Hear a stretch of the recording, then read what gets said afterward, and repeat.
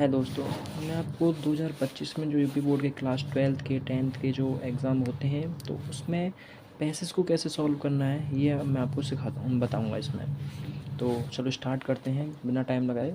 देखिए, सबसे पहले पैसेज आता है तो हमें पैसेज को कैसे सॉल्व करना है कि read the passage follow carefully and answer the following that follow. इसमें सबसे पहले हमें इस पैसेज को अच्छे से पढ़ लेना है। यहाँ से एक बार एक एक शब्द को थोड़ा ध्यान से पढ़ना है, यहाँ तक ज़्यादा समय भी नहीं लगाना है इसमें।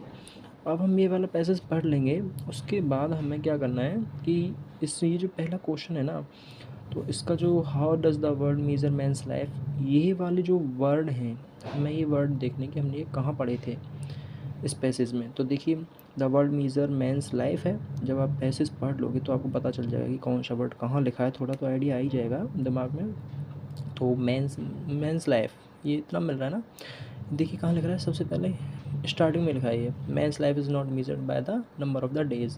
कि जो मेंस लाइफ है, मनुष्य का जो जीवन है, इज़ नॉट मेजर्ड, वो नहीं मेज़र किया जाता है बाय द मेज़र नहीं किया जाता है नंबर ऑफ़ द डेज़, दिनों की संख्या से। ठीक है, तो पहला क्वेश्चन भी यही कह रहा है कि मनुष्य के जीवन को कैसे नापा गया, तो नंबर ऑफ़ द डेज़। तो हमें आंसर लिखते टाइम सिर्फ इतना सा करना है कि जो इंटरोगेटिव जो शब्द हैं उनको रिमूव करना है, हमें हटा देना है।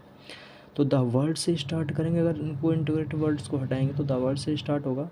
The word measure man's life, तो इतना लिखना है द वर्ड से, और पूरा ये लाइन हमें आंसर लिखते टाइम उतारनी है। ठीक है, क्वेश्चन से ही आंसर करना है, क्वेश्चन से ही आंसर करना है। फिर कहूँगा हमें, मैं तुम्हें ज़्यादा ये नहीं कर रहा हूँ कि रटना है, कुछ नहीं करना है, सिर्फ क्वेश्चन से ही आंसर बन जाएगा। ठीक है, तो इतना क्वेश्चन में से आंसर लिखेंगे, फिर सीधा से एक कंजक्शन लगाना है हमें, दैट।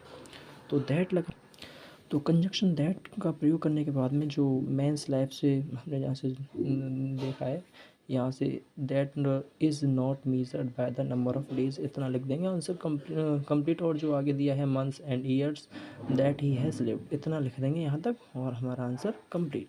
ठीक है। अब देखिए, अब सेकंड वाला क्वेश्चन है।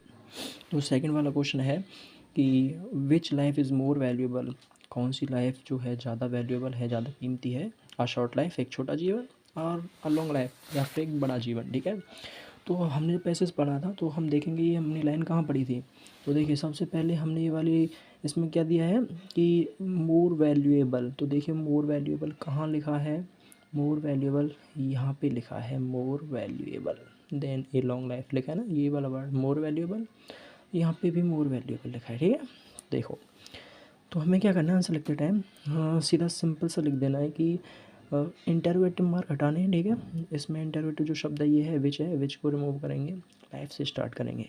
तो life is more valuable a short life और अ लॉन्ग लाइफ, इतना लिख दो। मैं उन बच्चों के लिए वीडियो बना रहा हूँ जो बिल्कुल, जिनको इंग्लिश आती नहीं है, या फिर उनकी इंग्लिश समझ नहीं आती है, मैं सिर्फ उनको एक ये गुरु मंत्र दे रहा हूँ। ठीक है, जो कि मैंने अपने करियर में बहुत सारे बच्चों को बताया है, और उनके अच्छे नंबर भी आए हैं इंग्लिश में। तो देखिए, अ शॉर्ट लाइफ और अ लॉन्ग लाइफ। ठीक है, तो यहाँ से ये लिखा है, a short life devoted to be endeavours noble endeavours is far more valued than a long life of over 100 years spend trivial pursuits.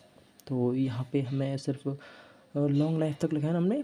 तो थोड़ा सा यहाँ पे हमें भी थोड़ा सा, चलो मैं मान लेता हूँ बच्चों को आती नहीं, तो इतना ही कर सकते हैं। ये वाला वर्ड कहाँ लिखा है, यहाँ पे लिखा है ना। तो आप क्वेश्चन का आंसर लिखते टाइम अगर ये वाली लाइन पूरी उतार देंगे तो भी आपका जो एग्जामिनर है वो पूरा क्वेश्चन सही कर देगा, इस चीज़ की पूरी गारंटी है। ठीक है बच्चों, आपको ज़्यादा कुछ नहीं लिखना है, बस ये वाले वर्ड देखो पैसेज में कहाँ लिखे हैं, और उसी लाइन को उतार दो आंसर लिखते टाइम, क्योंकि जब एग्जामिनर होता है तो ज़्यादा वक्त नहीं देता है। ठीक है, अब मैं ज़्यादा वीडियो लंबी नहीं करूँगा। देखिए, तीसरा क्वेश्चन है, what should one prefer to do in life. तो ये जो तीसरा क्वेश्चन है, what should one prefer to do in life, कि हमें अपने जीवन में किस चीज़ को प्राथमिकता देनी चाहिए, प्रीफर करना चाहिए। तो देखिए बच्चों, अगर आपको आंसर आता भी नहीं है तो आप देखिए ये वाला वर्ड लिखा कहाँ है कि किसको प्रीफर करना चाहिए। तो ये वाला शब्द जो है, प्रीफर जो शब्द है, पैसेज में दिया भी नहीं है, तो हमें थोड़ा सा दिमाग से समझना है कि इस में जीवन में किसको प्राथमिकता देनी चाहिए। तो देखिए, यहाँ पे सबसे पहले और थोड़ा सा ध्यान से पढ़ेंगे तो समझ में आ रहा है हमारे कि अचीवमेंट्स को, ठीक है, जो कि अचीवमेंट्स मनुष्य ने किए हैं उनको हमें प्राथमिकता देनी चाहिए। अगर तुमको उनको आंसर आता नहीं है, आ नहीं रहा है, तो ऐसे कुछ वर्ड्स आप डायरेक्ट आंसर में लिख सकते हैं। क्वेश्चन वर्ड्स को हटा के डायरेक्ट आंसर लिख दो। एग्जामिनर्स आपको पूरे नंबर नहीं तो 5 में से 4 3 तो दे ही देगा, ठीक है। देखिए अगला क्वेश्चन है, what things make character glorious, कि आपका कौन सी चीज़ें जो आपकी कैरेक्टर को ग्लोरियस यानी ज़्यादा अच्छा शानदार बना सकती हैं, ठीक है। ऐसी कौन कौन सी चीज़ें। तो देखिए इसमें ये वाला वर्ड है ग्लोरियस। तो ग्लोरियस वर्ड जो हमने अभी कहीं पढ़ा है पैसेज में, तो देखेंगे हमने ग्लोरियस जो वर्ड है इस पैसेज में यहाँ पे पढ़ा है, ये रहा ग्लोरी और ग्लोरियस मिल रहा है ना। तो हमें इसी को ही रिलेटेड यहाँ पे लिख देना। देखिए वॉट को हटाएंगे, यहाँ से रिमूव करेंगे, तो थिंग्स मेक कैरेक्टर ग्लोरियस, यहाँ से नोट लेंथ या फिर आप यहाँ से कोई भी लाइन लिख सकते हैं और एग्ज़ाम में लिख देना, नंबर मिल जाएंगे, बेफिक्र होकर लिखना, ठीक है। अगला क्वेश्चन देखिए, जो अगला क्वेश्चन है ये काफ़ी इंपॉर्टेंट हो जाता है, क्योंकि जो वीक बच्चे होते हैं उनके लिए काफ़ी डिफ़िकल्ट यही वाला क्वेश्चन होता है, ठीक है। कि which word in the passage means importance, यहाँ पे बताना है कि कौन से शब्द का जो मीन्स है, मतलब है इम्पोर्टेंस दिया है, मतलब इसका हमें सिनोनिम्स ढूंढना है, पर्यायवाची ढूंढना है, ठीक है। कि किस शब्द का जो मतलब है इम्पोर्टेंस है। तो आप कहीं पढ़ेंगे तो इम्पोर्टेंस के कई सारे मीन्स होते हैं वैसे, तो इसका इम्पोर्टेंस का यहाँ पे सबसे पहले जो सिग्निफिकेंस है, कई सारे साइनोनिम्स आप अपने दिमाग से भी लिख सकते हैं, लेकिन जब आप पैसेज को थोड़ा ध्यान से पढ़ेंगे तो आपको ये चीज़ दिख जाएगी, ज़्यादा परेशान नहीं होगे आप, ठीक है। तो तीसरा है, what is the difference between indeed and deed, कि इंडीड और डीड में क्या डिफरेंस है ये आपको बताना है। तो देखिए यहाँ पे इंडीड जो शब्द दिया है देखते हैं, तो देखिए ज़्यादा अगर आपको मीनिंग याद भी नहीं तो थोड़ा सा मीनिंग याद होना भी ज़रूरी है, ठीक है।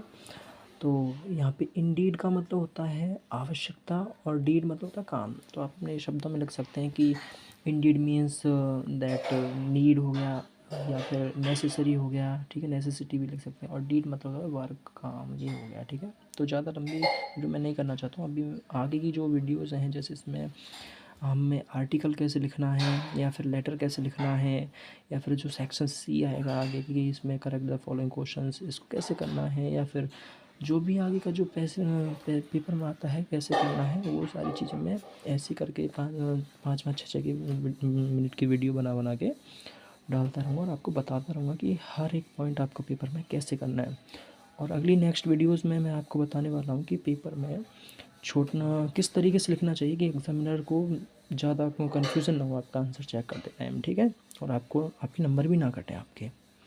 तो जुड़े रहिए मेरे साथ में और नेक्स्ट वीडियो देखिए। Thank you.